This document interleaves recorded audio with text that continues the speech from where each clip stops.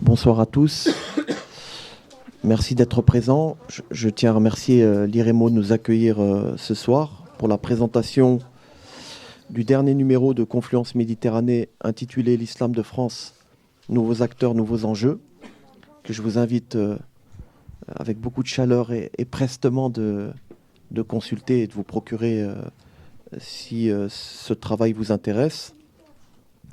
J'ai l'honneur de présider, si je puis dire, cette soirée avec deux contributeurs qui ont eu la gentillesse d'accepter de présenter leur contribution.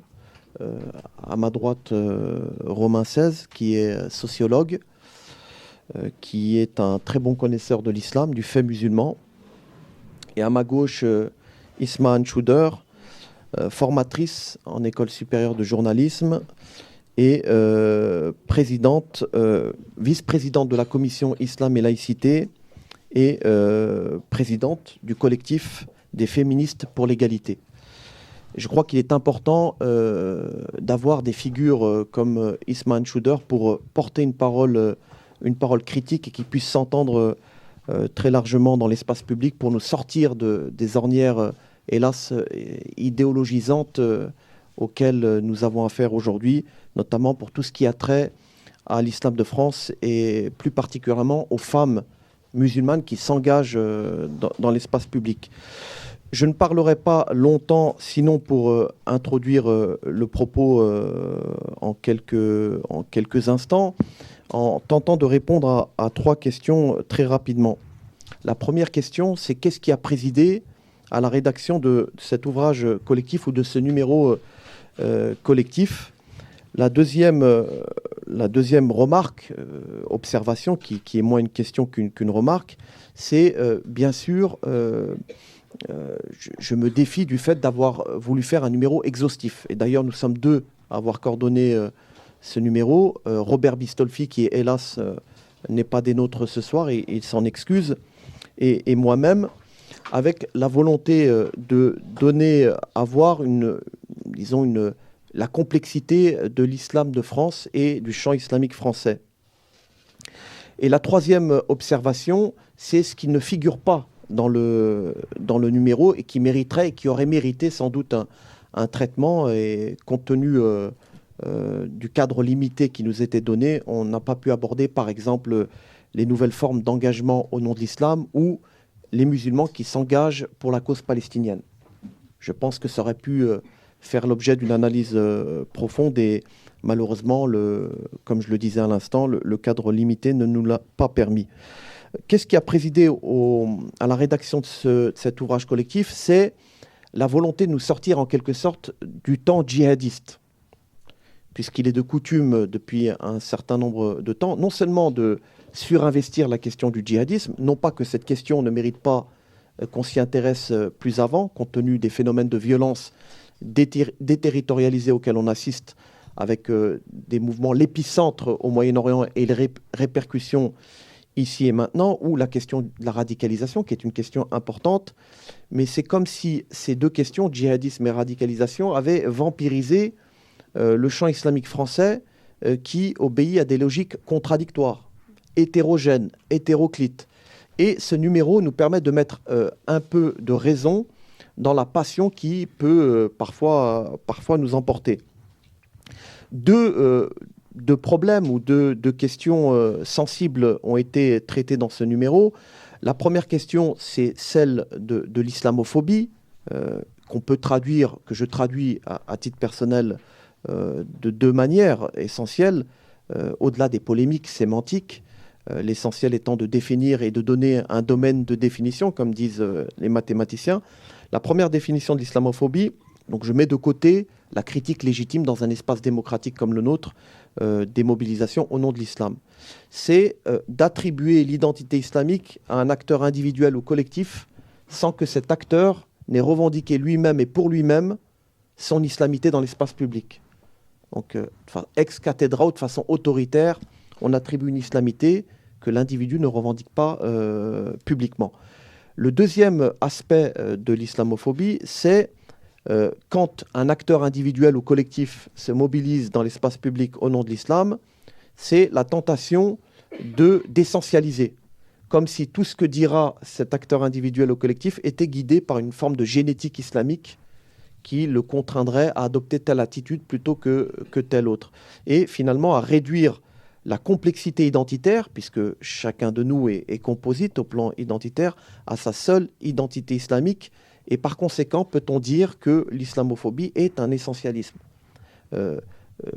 Qu'est-ce que l'essentialisme ? Sinon réduire la multiplicité ou la complexité à la simplicité ou à l'univocité. Et cela, on a tenté, à travers la contribution, notamment deux contributions essentielles, celle de Mohamed Ali Adraoui, sur la question du salafisme et qui interroge lui-même cette complexité de l'éthos musulman, et Marwan Mohamed, qui lui, plus spécifiquement, s'est intéressé à l'islamophobie et ce que peut véhiculer l'islamophobie. Et ce débat sémantique, finalement, on pourrait se dire qu'il est tout à fait anodin. En fait, il ne l'est pas. Le Premier ministre Manuel Valls refuse d'utiliser ce terme et on peut effectivement s'interroger sur la raison pour laquelle Manuel Valls refuse ce mot, ce terme. Alors il semble avancer l'idée selon laquelle, parce que le mot est investi par des entrepreneurs identitaires musulmans à de mauvaises fins, dans ce cas, il faut éviter de l'employer pour ne pas leur donner quitus. Mais pour autant, majoritairement, quand le mot est suffisamment bien défini, pourquoi ne pas l'utiliser, sinon à donner le sentiment, à tort ou à raison, tantôt à tort, tantôt à raison, qu'on ne tient pas compte suffisamment des discriminations dont peuvent être victimes les musulmans, et ils le sont dans bien des cas. Et le fait de refuser l'emploi de ce mot traduit une forme de... En tout cas, c'est comme cela que c'est perçu chez un certain nombre de musulmans de France, comme une défiance qu'il aurait adressée. Soit tous les termes sont interrogeables en sciences sociales, de la même manière qu'on interrogerait l'islamophobie, il nous faudrait la même rigueur par rapport au terme homophobie, l'homophobie étant le rejet de l'homosexualité, et non pas la peur de l'homosexualité, enfin dans un sens premier. Si on est rigoureux avec soi-même et dans l'usage qui est le nôtre, soit on utilise ces deux termes, soit on n'en utilise pas. Ou alors, précaution supplémentaire, on décide d'utiliser le terme d'islamophobie, mais on le définit comme le font la plupart des acteurs. Partant, on ne s'aveugle pas, chacun d'entre nous, quand on utilise le terme d'islamophobie, à la seule et unique condition de donner une consistance sémantique et une claire représentation de ce que l'on entend par l'usage du mot. La deuxième problématique qui est le fil d'Ariane de ce numéro, c'est la question du salafisme. Et il en est beaucoup question dans l'espace public, sans trop savoir de quoi il s'agit essentiellement. Pendant très longtemps dans les médias, il était question d'islamisme. L'islamisme étant la mobilisation de l'islam dans l'espace public, mais en ayant une approche totaliste ou totalisante de l'islam, comme si l'islam pouvait en quelque sorte régner en maître dans l'espace privé, dans l'espace public. Aujourd'hui, l'islamisme, le terme en tout cas, cède le pas au salafisme, alors même que le salafisme, contrairement à ce qu'on peut croire, quand on écoute ici ou là les déclarations des uns et des autres, est fortement clivé. Généralement, on retient trois types de salafisme. Le salafisme quiétiste, qui est une forme rigoriste d'approche des textes religieux, mais il n'y a pas forcément de passage à l'acte violent. Sinon, une forme de violence symbolique, je crois qu'il faut aussi le souligner. On peut très bien se désintéresser ou désinvestir les questions politiques, mais le salafisme draine néanmoins des représentations qui peuvent conduire à une forme de séparatisme social. Vous avez le salafisme activiste, qui est moins présent en France que dans les sociétés majoritairement musulmanes. Je citerai deux exemples, l'Arabie saoudite et l'Égypte. Et on a vu des recompositions au sein de la famille salafiste au moment des révolutions et de la révolution égyptienne, avec des salafistes plutôt quiétistes qui sont passés à l'action politique. Et certains membres du parti An-Nour en Égypte sont le produit de cette mutation du salafisme quiétiste vers le salafisme activiste, ce qu'on appelle en arabe salafi al-harakiya, l'idée de haraka, de mouvement, et puis le salafisme djihadiste, qui est celui qui occupe aujourd'hui le devant de la scène médiatique, à savoir ce salafisme qui non seulement offre une lecture très rigoriste et littéraliste des textes religieux, notamment du Coran et des paroles attribuées au prophète de l'islam Mohammed, mais qui n'hésitent pas à recourir à des modes d'action violents pour faire advenir un projet de société éminemment mortifère. Donc il faut tenter, et c'est ce qu'on a essayé de faire dans ce numéro, et je céderai ensuite la parole à mes amis, de reconstituer autant que faire se peut cette complexité, et j'espère qu'on y est parvenu. Je passe la parole à Isman et puis ensuite à Romain. Merci Awes. Bonsoir à toutes et tous. Donc d'abord évidemment, grand remerciement non seulement à Awes, mais à Robert Bistolfi pour ce numéro, pour m'avoir sollicité, parce que comme tu viens de le dire, ça s'inscrit éminemment dans cette volonté donc de visibiliser la complexité sur cette thématique, une thématique qui bien souvent, malheureusement, en tout cas dans les débats ambiants, est seulement mobilisée sur un registre binaire. Et ça ne permet pas justement de rendre compte de cette complexité non seulement des acteurs, mais des nouveaux enjeux, tel le titre de la revue. Alors moi, j'acceptais évidemment cette contribution sur ce que j'ai nommé les féminismes islamiques, parce que, donc, je suis présidente d'un collectif qui s'appelle Féministes pour l'égalité, qui rassemble donc des femmes féministes, et uniquement des femmes. C'est un choix politique, qui travaillons donc depuis 12 ans. Ce sont des femmes d'origine plurielle, autant sur le plan générationnel, socio-culturel, politique, religieux ou areligieux, et qui sont partis maintenant depuis 12 ans afin de travailler ensemble et d'articuler finalement les deux concepts qui sont mobilisés sur cette question d'islam, à savoir d'un côté le féminisme et de l'autre côté la laïcité. Et donc j'ai cette particularité donc, et d'être la présidente d'un collectif qui rassemble des féministes, alors que nous nommons historiques, puisque parmi nous, Christine Delphi, Monique Rinon et d'autres, des féministes qui se disent musulmanes. Et peut-être que là, tout de suite après, je ferai un petit point terminologique et sur féminisme musulman, que moi, je n'emploie pas. Je ne me dis pas féministe musulmane, je me dis simplement féministe. Pourquoi ? Parce que quand je me présente comme féministe musulmane, ce que l'on retient de par l'état des lieux des débats, c'est simplement le terme musulmane. Et on occulte la dimension féministe. C'est pour ça que moi, je suis féministe, point barre, même si de l'intérieur du féminisme, je travaille et je mobilise un référentiel, en l'occurrence ici, alors musulman ou islamique. On a beaucoup débattu avec Awes et Robert, parce qu'y compris sur la façon de qualifier ou d'employer tel ou tel qualificatif, là aussi, les ressorts sont multiples et très complexes. Alors, cette contribution, je l'ai voulu vraiment pour dire, en même temps pour rendre compte d'une expérience inédite en France. J'ai l'occasion, de par mon travail, de voyager à travers le monde entier, et y compris sur les autres terrains, donc féministes, à travers le monde entier.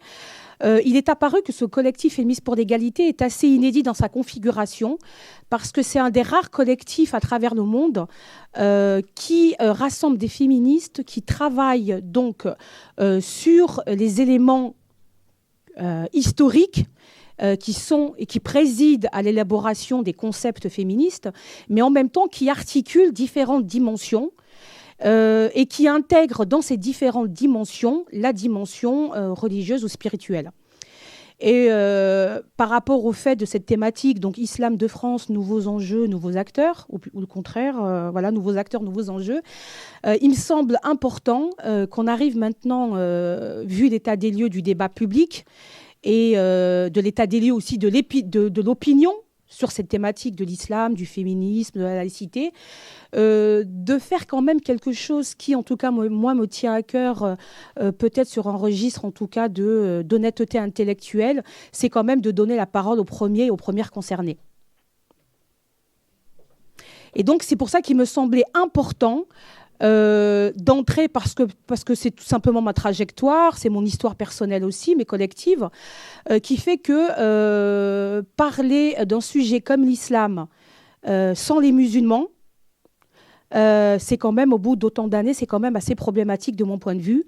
Et parler des féministes musulmanes, même si pour beaucoup ça constitue un oxymoron, le fait que ces deux mots accolés dans une même phrase s'annihilent l'un l'autre, il m'est apparu indispensable et fondamental de visibiliser l'état des lieux, des travaux, des expériences, de l'expertise qui est menée non seulement en France sur cette thématique, mais à travers le monde. Alors, je parlais de préalable terminologique. Pourquoi ? Parce que même si nous employons toutes et tous les mêmes mots, nous n'y mettons pas la même charge. Et que vous et moi pouvons employer le mot féminisme, mais le limiter soit à des expériences personnelles, à des concepts sociologiques, philosophiques, expérimentaux, qui sont tous et toutes connotés de par justement le biais que nous choisissons.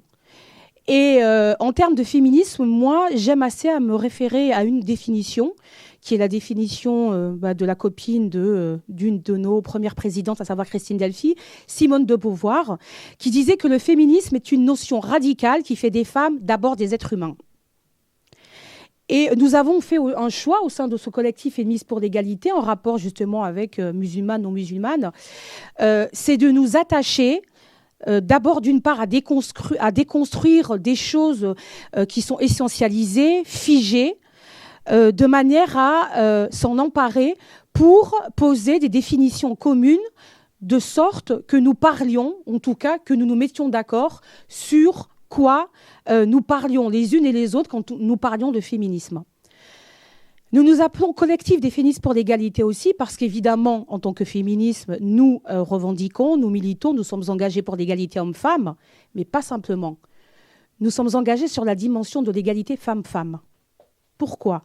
Parce que dans ce pays, il y a des femmes qui sont exclues de l'égalité, au prétexte que justement, elles mobilisent parmi d'autres critères de leur chemin d'émancipation et de libération, un critère spirituel ou religieux, qui est en l'occurrence ici l'islam, puisque vous n'êtes pas sans savoir, vous et moi, que ce qui pose problème, c'est évidemment l'islam. Donc, je crois que dans cet article, j'ai essayé de faire le tour, en fait, non simplement de revenir sur une définition donc de ce qu'est historiquement le féministe, de lui rendre sa dimension multidimensionnelle, et peut-être de revenir pour un peu déconstruire le récit national un peu mythique qui a été construit et qui donne à voir que le féminisme en France serait un mouvement monolithique et unidimensionnel. Donc voilà, premier aspect de cet article auquel j'ai contribué, c'est de dire que le féminisme est pluriel en France. Et il va donc des courants marxistes en passant par les courants matérialistes, des courants aussi féministes chrétiens, juifs et autres. Deuxième point aussi, en tout cas tenter non pas de figer une définition de ce que serait ou de ce qu'est le féminisme musulman, parce que là aussi, autant je parle de féminisme au pluriel, je parle de féminisme musulman au pluriel. La réalité des mouvements féministes musulmans à travers le monde, qu'on soit, par exemple, en Afrique subsaharienne, au Niger, dans l'association Baobab, qu'on soit dans l'association Sisters in Islam de Malaisie, qu'on soit dans des mouvements féministes autour d'Amina Wadoud aux États-Unis, qu'on soit autour des mouvements féministes en Iran, autour de Ziba Mir Hosseini, ou d'autres, la campagne du 1 million de signatures mobilise autant de mouvements et de dynamiques féministes, mais qui correspondent à des agendas, des terrains et des priorités correspondant à des contextes socio-culturels, socio-politico-culturels qui sont propres à ces groupes de femmes qui sont engagées.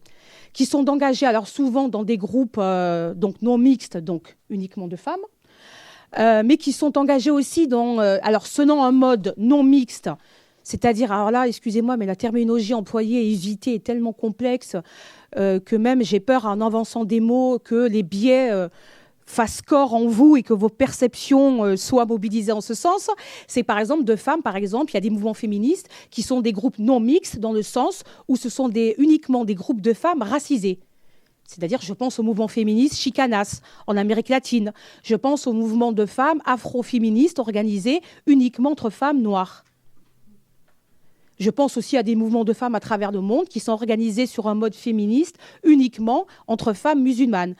Voilà, c'est-à-dire que les voix, les dynamiques qui sont mobilisées avec l'objet féministe sont aussi plurielles que finalement les agendas et les modalités d'organisation et de revendication des espaces dans lesquels ils s'expriment.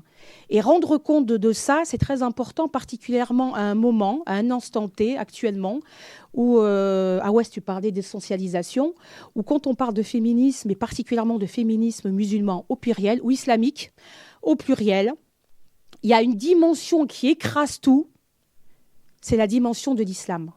Et quand je dis que ça écrase tout, c'est-à-dire que, en tant que féministe, y compris moi-même, je n'interviens pas dans le champ féministe en tant que musulmane. Alors je comprends, on en discutera peut-être après par rapport à cette complexité, parce que du coup ça brouille les lignes et ça implique quelque chose de l'ordre que du coup mes interlocuteurs ou interlocutrices ont besoin de me situer. Alors si je dis moi, femme musulmane avérée ou supposée, parce que tant que je n'ai pas dit que je l'étais, a priori, vous ne pouvez pas dire que j'interviens en tant que musulmane. Ça brouille les pistes parce que du coup, en tant que quoi j'interviens. Et là, c'est là que je mobilise la multidimensionnalité, justement, de mes identités qui, justement, ne se réduisent pas au fait que je sois une femme musulmane.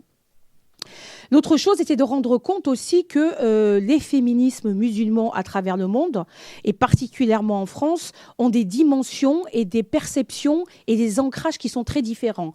En France, à minima, depuis la loi du 15 mars 2004, dite sur les signes religieux à l'école, mais clairement, puisque dès la commission Stasi, tout le monde l'a très bien identifié comme étant mobilisé contre un signe particulier, à savoir le foulard dit islamique. Il est très difficile en France de mobiliser, en tout cas, les invariants qui sont propres au mouvement féministe français.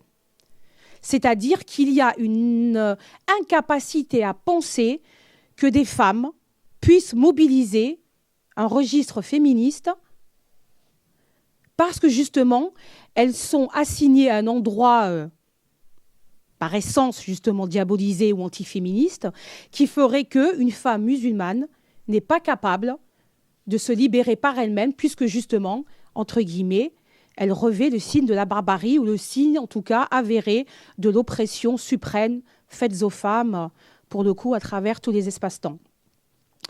Et ce à quoi nous travaillons, si je puis le dire ainsi, c'est en fait à l'énonciation d'un nouveau paradigme féministe qui se sort finalement d'une polarisation, d'une cristallisation binaire qui ferait que d'un côté, il y aurait un féminisme dit laïque et de l'autre côté, un féminisme dit religieux.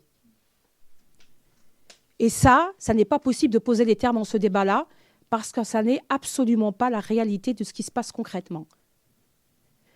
Dans la visibilisation, ou en fait la façon dont on s'empare de ces questions dans le contexte, mais vraiment spécifiquement français. Dès qu'on sort de France, c'est beaucoup plus nuancé, c'est beaucoup plus complexe, c'est beaucoup plus dynamique, c'est beaucoup moins polémique. Mais en tout cas, là, une des spécificités de cette fameuse exception française sur cette question du féminisme musulman, c'est de n'appréhender cette problématique ou ces contextes, ces concepts féminisme que par le biais et le prisme du fait que il y a des femmes, parce que justement, qui se disent, ou pas d'ailleurs, avérées ou supposées ou pas musulmanes, qui se disent féministes et s'engagent dans les combats et dans une continuité féministe, sont assignées à une impossibilité d'exister en tant que féministes musulmanes.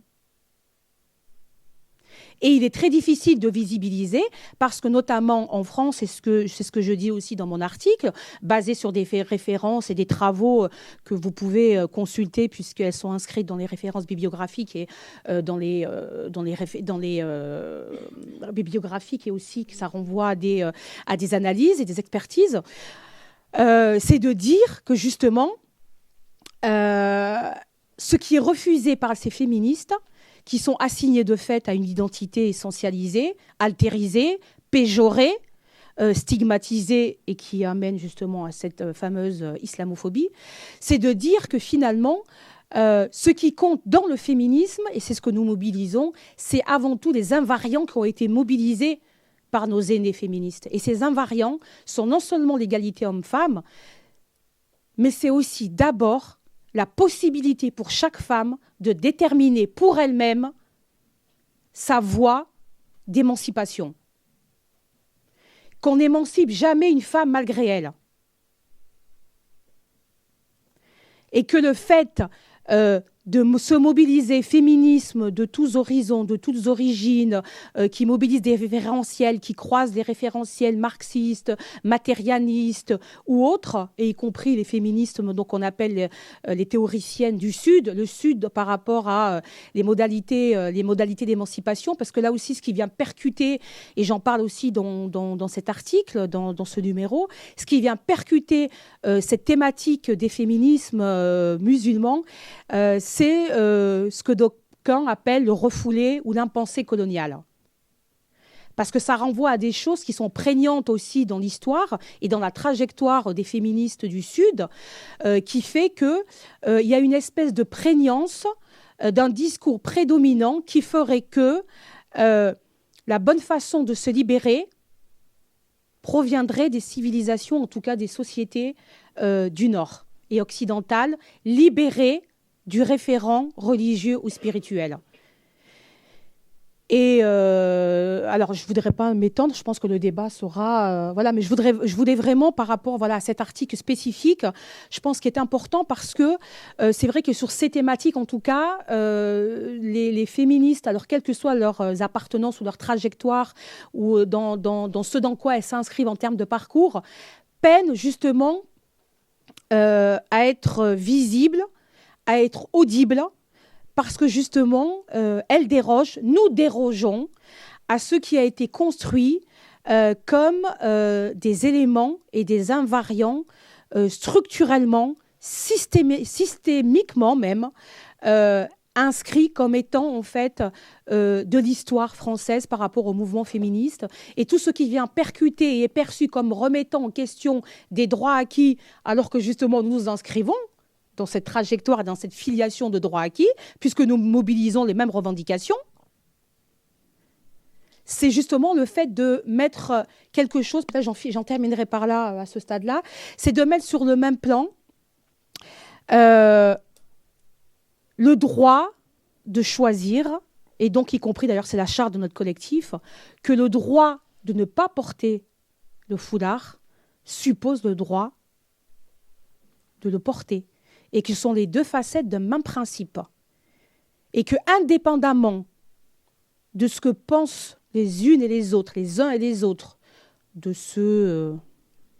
alors, comment le définir tant il est de définition, de ce choix vestimentaire, qu'on ne peut pas objectiver. Il est impossible d'objectiver ce choix vestimentaire parce qu'il correspond au cheminement et au choix. Concrètement, pour le dire de manière très simple, il y a autant de motifs et de significations à ce choix vestimentaire qu'il y a de femmes portant ce foulard. Et reconnaître cela, reconnaître la parole, reconnaître les trajectoires individuelles, les sujets, les paroles de ces femmes en tant que sujets, procède éminemment des fondements qui président tout simplement aux voies et aux chemins d'émancipation et de libération des femmes depuis ces siècles. Merci Ismaël. Il y a deux choses qui m'interpellent. Effectivement, dans l'exposé de Ismaël, cette approche critique est intéressante parce que je ne l'ai pas dit dans l'introduction, mais j'aurais dû le rappeler. Il y a aussi, à travers le titre « Nouveaux acteurs, nouveaux enjeux », c'est l'émergence aussi d'acteurs sociaux musulmans qui sont capables d'autocritique et d'auto-analyse, comme dirait Pierre Bourdieu. Et je pense que sans trop courir le risque d'être détrompé, tu appartiens à ce mouvement, peut-être cette capacité intéressante d'être en même temps engagé dans l'action sociale, militante, mais être capable aussi de reconnaître les limites de cette action et éventuellement les critiques à formuler sur cette action militante. Je pense que c'est une nouvelle démarche de plus en plus prégnante dans l'observation que je peux faire. Il y a une distinction peut-être qu'il faut ajouter, hein, si je puis me permettre, puis ensuite tu pourras peut-être y revenir. Sur la question du foulard, il y a deux niveaux à distinguer. Il y a le niveau textuel et le niveau historique. Quand est-ce que le foulard devient réellement une norme? Est-ce que le texte est univoque sur la question du rapport à cette norme éventuelle, réelle ou supposée, en sachant que le Coran, c'est 114 chapitres, 6236 versets, et entre 200 et 634 versets normatifs, ayatul ahkam, abusivement traduits par versets politico-juridiques, alors qu'en réalité, dans le Coran, il est difficile parfois de distinguer le normatif du prescriptif, de l'indicatif, si j'ose dire. Donc il y a ce niveau-là qui est discutable, et je pense qu'on peut tout à fait le discuter. Et puis le niveau subjectif. Les femmes qui décident librement, dans un espace particulier, à un moment donné de leur existence, de le porter. Et cette fois-ci, il s'agit d'interroger cette subjectivité. Donc cette narration de l'acteur lui-même à la première personne du singulier, qui est capable de dire pourquoi est-ce qu'elle elle décide de porter le signe religieux. Peut-être voudrais-tu revenir rapidement là-dessus, puis ensuite j'interrogerai Romain pour... Oui. Non, mais c'est tout. Tu as tout à fait, voilà, tu as tout à fait, et puis tout à fait bien dit les termes du débat. Il y a deux choses. Évidemment que moi, de par mon parcours aussi en sciences islamiques, évidemment, je fais ce va-et-vient parce que quand on parle justement quand je m'inscris en faux par rapport au figisme ou des choses rigides, en fait, évidemment que je fais partie, moi, de celles et ceux qui ont ce mouvement de va-et-vient dynamique, qui interroge, qui déplie, qui détricote, qui désimbrique le textuel de, en fait, ce qui est mobilisé individuellement et personnellement en termes de compréhension. Et d'ailleurs, de l'intérieur des sciences islamiques, dans la façon dont on a d'aborder le texte coranique, il y a ce mouvement de va-et-vient, parce qu'il y a le texte et il y a la compréhension du texte. Et c'est pour ça que de ce point de vue-là, quand j'interviens, en tout cas d'un point de vue... alors, je ne suis pas du tout théologienne. Hein, quand j'interviens de l'intérieur, alors ça, en plus, c'est compliqué parce que du coup, y compris le vocabulaire utilisé, de l'intérieur, de l'extérieur, il y a une espèce de dichotomie qui peut être perçue comme antinomique. C'est pas du tout ça. Je suis toujours, en fait, dans l'idée de mouvement et de dynamisme et d'interaction. Donc, il y a le texte, il y a la compréhension du texte. Et évidemment que sur ces questions de féminisme musulman, je parlais d'honnêteté intellectuelle, il y a une précaution, en tout cas méthodologique, que je m'efforce de mobiliser avec d'autres, avec qui je travaille sur ces concepts, c'est qu'il y a le texte ou les textes, il y a les interprétations, et elles foisonnent, elles vont des plus littéralistes, rigoristes, rétrogrades, et puis après il y a la pratique, ou les pratiques. Et on ne peut pas travailler, en tout cas, sur la question des féminismes musulmans, puisqu'évidemment, il s'agit aussi de réinterpréter les textes à la lumière de la subjectivité féminine, et en prenant en compte le fait qu'il y a des lectures, il y a des textes, des interprétations et des lectures.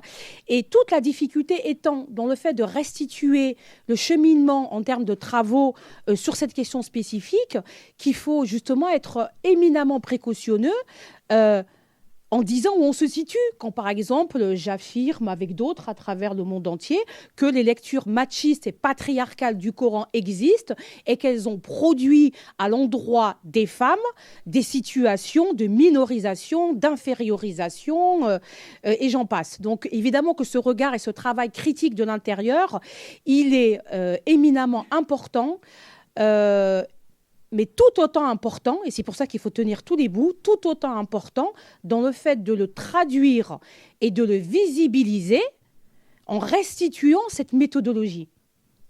Et l'enjeu, il est là.